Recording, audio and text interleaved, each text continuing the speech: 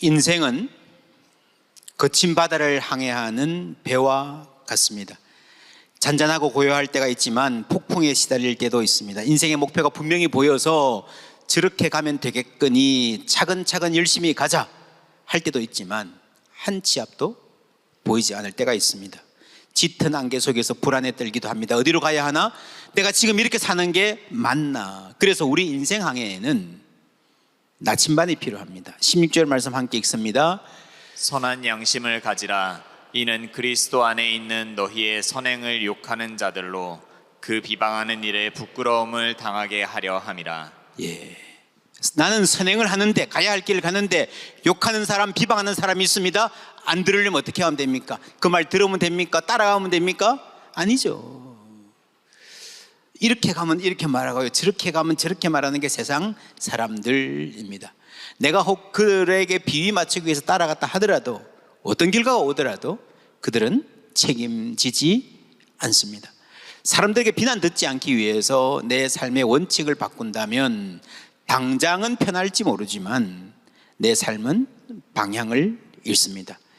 나침반이 필요합니다. 오늘 말씀은 그 나침반을 선한 양심이라고 말합니다. 주위에 안개가 아무리 짙게 끼어도, 때로는 내가 부당한 비판을 받아도 나침반이 있으면 자기 길을 갈 수 있습니다. 결국에는 목적지에 도달할 것입니다. 반대로 선한 양심을 갖지 못한 사람은요, 다른 사람의 삶을 욕하고 비난할 정도로 자기 의견이 가득해요. 확신까지 있어요. 근데 언젠가는 이게 잘못이구나 깨닫고 후회하고 부끄러움 당할 때가 있다. 오늘 말씀입니다.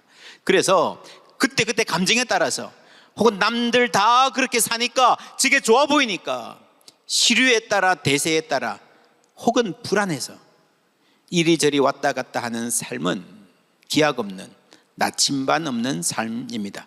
선한 양심, 일관된 원칙이 있다면요, 여러분, 사람이 왔다 갔다 하지 않습니다. 한 길을 갈 수 있습니다. 이 길이 불리해 보일 때라도 바꾸지 않을 것입니다. 불편하기도 하고 손해보기도 할 것입니다. 그러나 이 방향으로 가겠다 원칙을 정해놓고 가면요, 이런 무엇보다 불안이 훨씬 줄어듭니다. 어떤 사람은 이렇게 얘기해요. 나는 양심에 거리낌없이 행동하려고 노력하는데 불안은 더 많아요. 근데 여기서요, 선한 양심이라고 하는 것은 그냥 착한 것 혹은 소심한 것 아닙니다. 우리의 생각 자체가 틀릴 수 있잖아요. 내 감정 자체가 왔다 갔다 요동칠 수 있잖아요. 마찬가지로 인간의 양심은요, 흐려질 수 있는 거예요. 우리가 가끔씩 그런 말 하잖아요. 양심도 없냐?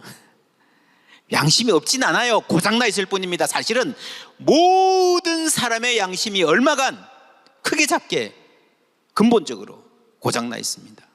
모든 사람의 양심이 고장났다, 이거를 성경의 말로는 타락했다라고 하죠. 인간은 전적으로 타락했습니다. 그래서 회복이 필요한 거예요. 인간뿐 아니라 이 세상 전체가 타락하고 파괴되었습니다. 회복이 필요합니다. 그것을 새로운 창조라고 말하죠. 오늘 말씀에 재밌는 말들이 참 많이 나오는데 그 중에 노아 이야기 나옵니다. 20절 말씀 함께 읽습니다. 그들은 전에 노아의 날 방주를 준비할 동안 하나님이 오래 참고 기다리실 때에 복종하지 아니하던 자들이라. 방주에서 물로 말미암아 구원을 얻은 자가 몇 명뿐이니 겨우 8명이라.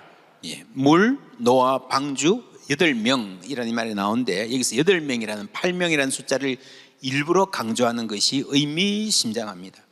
여러분, 교회는요, 초대교회 때부터 8이라는 숫자를 대단히 중요하게 생각했습니다. 초대교회는 처음부터 부활을 강조하면서 이 안식 후 첫날이라는 것을 대단히 강조했습니다. 마태복음에 안식일이 다 지나고 안식 후 첫날이 되려는 새벽에, 마가복음에 안식 후 첫날, 누가복음에 안식 후 첫날, 요한복음에도 안식 후 첫날, 다 똑같은 말로 약간씩 다르게 보도하지만 이거는 마치 핀을 꽂아 놓은 것처럼 똑같이 반복합니다. 안식 후 첫날. 이 말은요, 1일부터 7일까지는 옛 창조고, 예수님이 부활하시면서부터 제8요일 새로운 창조가 시작됐다는 신학적 상징입니다. 제8요일 부활의 아침, 새 창조의 시작이라고 하는 거죠. 여러분, 노아라고 하는 인물도 방주의 사건도 새 창조를 되새기게 합니다. 하나님께서 처음에 천지를 지으시고 아담을 포함한 온 인류에게 이렇게 명령하셨죠. 창세기 1장 말씀 함께 읽습니다. 하나님이 그들에게 복을 주시며 하나님이 그들에게 이르시되 생육하고 번성하여 땅에 충만하라. 땅을 정복하라. 바다의 물고기와 하늘의 새와 땅에 움직이는 모든 생물을 다스리라 하시니라. 예, 아멘. 이게 아담에게 주신 첫 명령인데 이 명령을 받들어 준행하는데 실패했죠. 그래서 다시 기회를 주신 게 노아의 홍수입니다. 멸해 부리시는 게 아니라 새로운 출발을 하게 하신 거예요. 하나님이 노아와 그 아들들에게 이제 방주에서 나오고 난 다음에, 홍수가 지나고 난 다음에 새 출발하는 사람들에게 복을 주시며, 똑같죠? 창세기 1장하고 그들에게 이르시되 생육하고 번성하여 땅에 충만하라. 새 출발을 할 수 있도록 인류 전체에게 새로운 기회를 주신 것입니다. 다시 인간은 실패합니다. 이스라엘도 실패합니다. 하나님은 굴하지 않으시고 포기하지 않으시고 마침내 그리스도를 보내서 새 창조를 시작하신 것입니다. 그게 십자가와 부활이에요. 새 창조가 시작되었습니다. 그게 제8요일의 시작입니다. 이 새 창조는 만물을 회복하게 하시는, 요한계시록 21장에 가서 보라 내가 만물을 새롭게 하게 하노라, 온 우주의 역사가 새롭게 될 것입니다. 그것이 마지막 종말입니다. 그런데 그 전체의 큰 회복을 어디서 시작하는가? 예수 그리스도에게서. 그 다음에 예수 그리스도를 믿음으로 믿는 믿음 안에서 새 생명을 주셔서 시작하는 거예요. 만물 전체를 회복시키시는데 먼저 뭘 회복시키는가 하면 인간의 내면을 회복시키시는 거예요. 하나님이 인간의 내면을 회복시키신다는 이 말을 당시 사람들이 잘 이해하고 있던 철학적 용어로 표현하자면 시네이데시스, 양심이 되는 것입니다. 그래서 세례를 이렇게 설명해요. 21절 말씀 함께 읽습니다. 물은 예수 그리스도께서 부활하심으로 말미암아 이제 너희를 구원하는 표니 곧 세례라.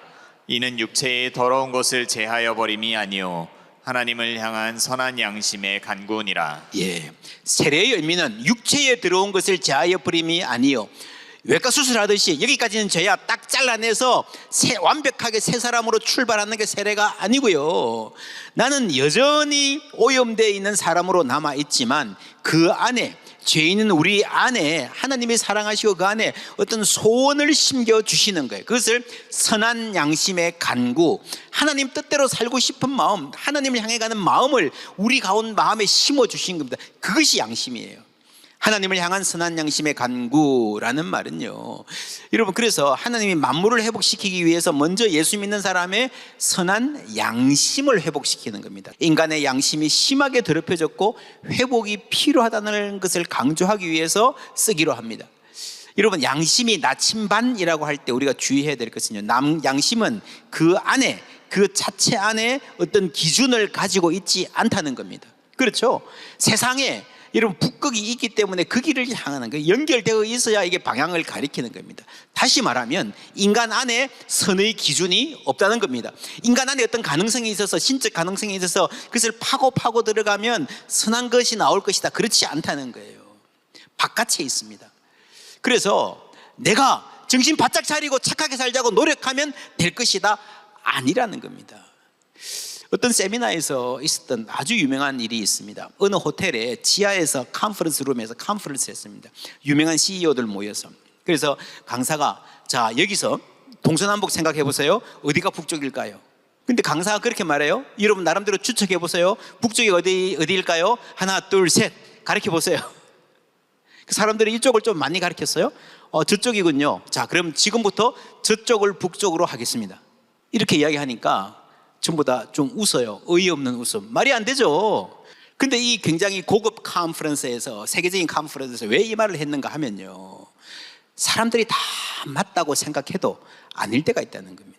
시류에 따라서, 사람들 가는 데 따라서 가서는 안 된다는 게 있다는 겁니다. 여러분, 인생에는요, 이 세상에는요, 바뀔 수 없는 방향이라는 게 있습니다. 바뀌어서는 안 되는 진리라는 게 있습니다. 여기서 나온 게요. 요즘 리더십이나 경영학 책 읽어보신 분들은 자주 보셨을 거예요. True North란 말 아십니까? 진북, True North.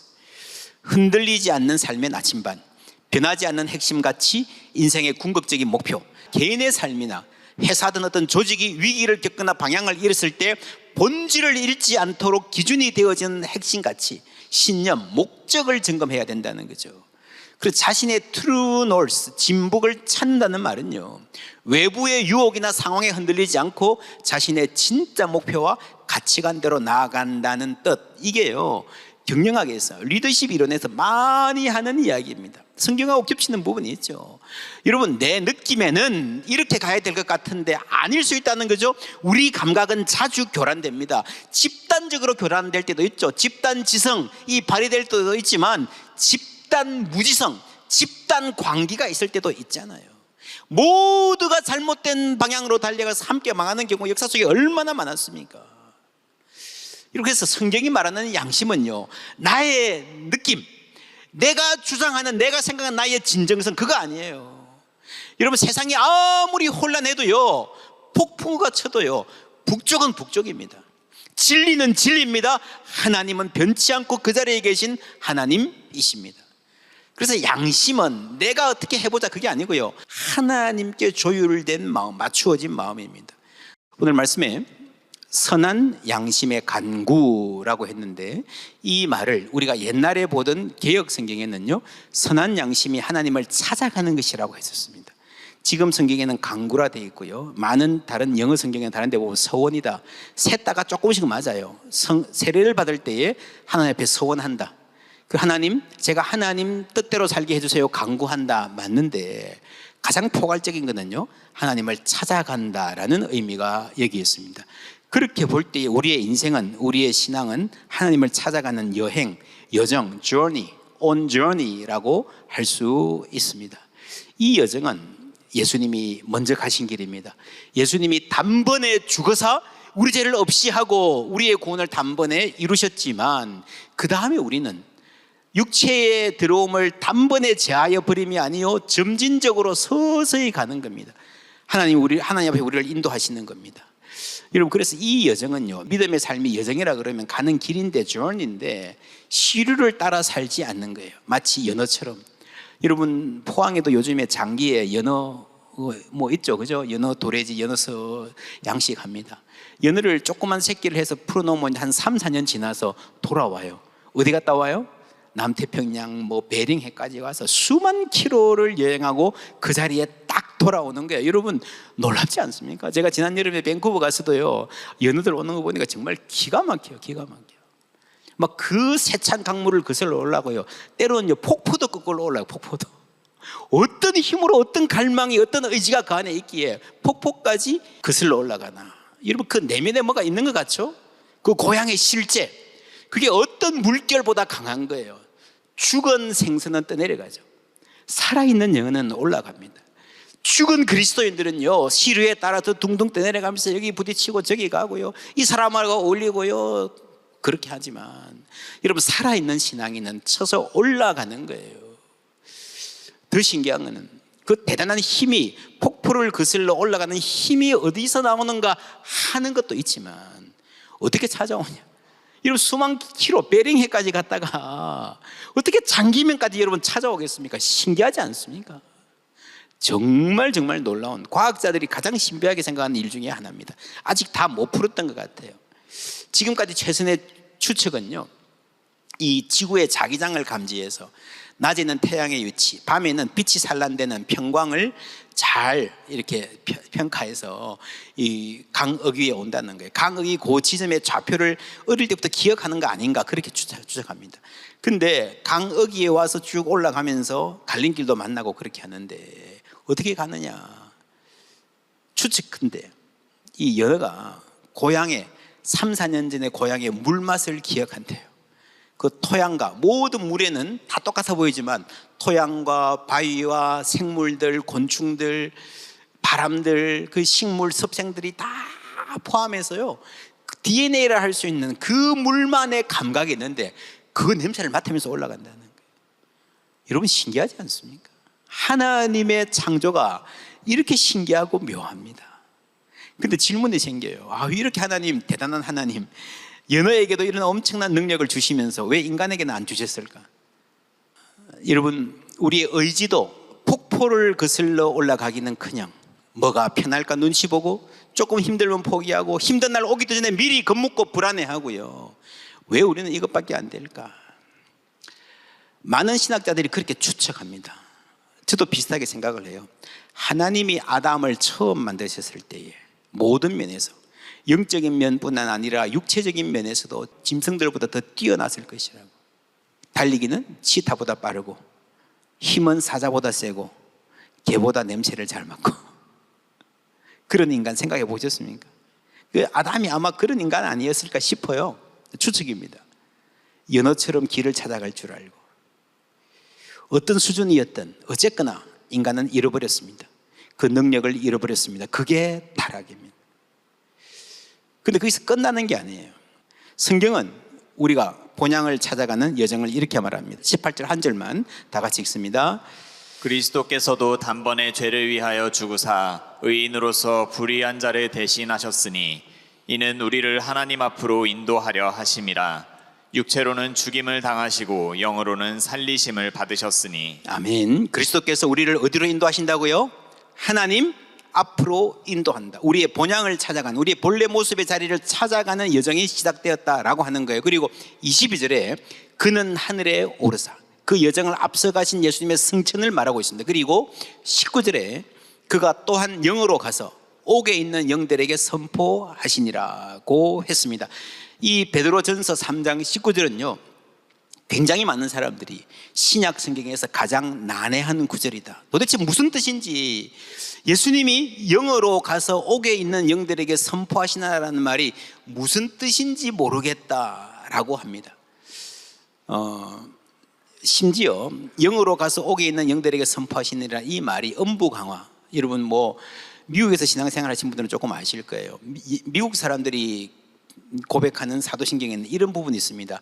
He descended into hell. 그가 지옥에 내려가서 전도하셨다. 예수 안 믿고 죽은 사람들 전도하셨다라는 말이 사도신경까지 나옵니다. 근데 여러분, 이게 잘못된 겁니다. 이 사도신경이 이 구절에서 나왔는데, 3장 19절에서 나왔는데 잘못된 겁니다. 한국 사도신경에는 없기 때문에 우리가 잘 모릅니다. 다행입니다. 모르셔도 됩니다. 그런데 여기저기서 들어보신 분들이 많기 때문에 우리가 기본은 좀 알아야 됩니다. 간단히 설명드릴게요. 이 말씀은 예수님이 죽은 사람들에게 가서 복음을 믿으라고 전파하셨다는 말이 아니에요. 원어에는 전도했다는 말이 아니고 그냥 선포했다 그럽니다. 그리고 영으로 가서 옥에 있는 영들에게 선포하시니라 했을 때에 내려갔다는 동사가 없습니다. 그냥 가셨다는 거죠. 그냥 옥에 있는 영들 하니까 옥이 지하에 있겠구나가 추측을 해서 잘못한 거예요. 근데 여기서 영들은요, 불신자들이 아니라 악한 영들을 말하는 겁니다. 선포하시나라는 말은 전도했다는 말이 아니라 예수님의 승리를 선포하셨다는 겁니다. 그러면 예수님이 가셨다 그랬는데 이 옥이, 악한 영들의 감옥이 어디에 있었는가 하는가가 중요한 문제가 됩니다. 이거는 100% 특정할 수는 없지만 상당히 높은 가능성으로 당시의 모든 문헌들을 다 철저하게 검토해 보면요, 답이 나옵니다. 여러분, 우리가 이렇게 보는 하늘이 하나님 계신 하늘이 아니에요. 바울이 삼청천에 갔다 왔다는 말 여러분 아십니까? 하늘, 구약에도요, 하늘에 하늘이 있다. 하늘들의 하늘, 하늘에 청이 있는 거예요.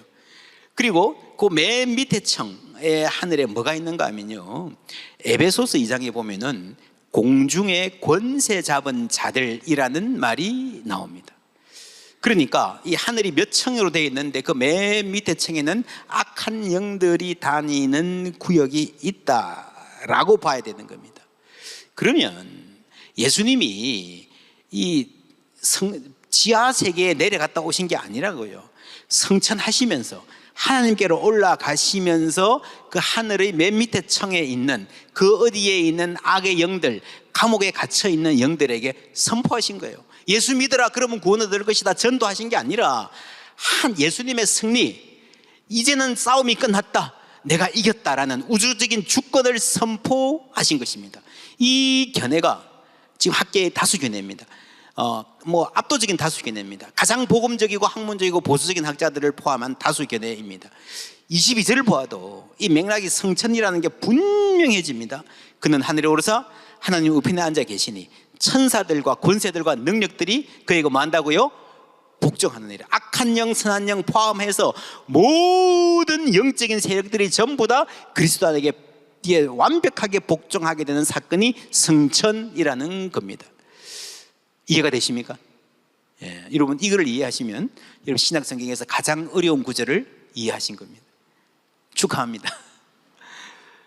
그런데 이 말씀이 베드로 전서에서 당시 고난당하는 공동체에 어떤 의미가 있었는가?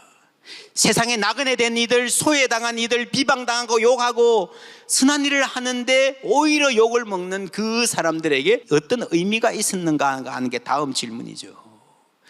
지금 저들이 강한 것 같지만 우리들을 핍박하고 억압하고 악한 일을 하는 사람들이 힘이 대단히 센 것 같지만 이 세상의 악의 세력은 이미 허리가 꺾였다는 거예요. 별 힘이 없다는 거예요. 그래서 야고보 사도는 이렇게 말합니다. 그런즉 너희는 하나님께 복종할지어다. 마귀를 어떻게 하라? 대적하라. 그러면 뭐예요? 너희를 피하리라. 베드로 사도도 똑같이 너희는 믿음을 굳건하게 하여 그를 대적하라 라고 말합니다. 여러분 마귀는요 지금 예수님의 십자가와 부활 그 승리 후에 마귀는요 대적하면 피하게 되어 있습니다. 왜요? 내가 강해서 아닙니다. 내가 무서워서 아니에요. 우리 대장 예수께서 승리하셨기 때문인 줄 믿습니다. 승리하셨습니다. 요한복음 16장 33절 말씀 함께 읽습니다. 이것을 너희에게 이르는 것은 너희로 내 안에서 평안을 누리게 하려 함이라. 세상에서는 너희가 환난을 당하나 담대하라. 내가 세상을 이기었노라. 아멘. 세상에서 너희가 환난을 당하나 담대하라. 내가 세상을 이겼노라. 이 승리를 선포하신 거예요. 예수님의 성천 과정에서 모든 악의 영들에게 완벽하게 승리를 통보하고 선포하셨다는 게 오늘 말씀의 주제고, 그래서 이 베드로 전서는 고난당하고 있는 공동체에게, 어쩌면 불안해하고 흔들릴 수 있는 그리스도인들에게 다시 한번 확인합니다. 그리스도는 승리하셨습니다. 이제 우리에게 남은 것은요, 세상과 싸우는 게 아니에요. 악과 싸우는 게 아니에요. 우리가 마귀를 이기는 게 아니에요. 우리는 그리스도에게 붙어 있으면 되는 줄 믿습니다. 그럴 때에 우리 대장 예수의 승리가 우리의 승리가 되는 거예요.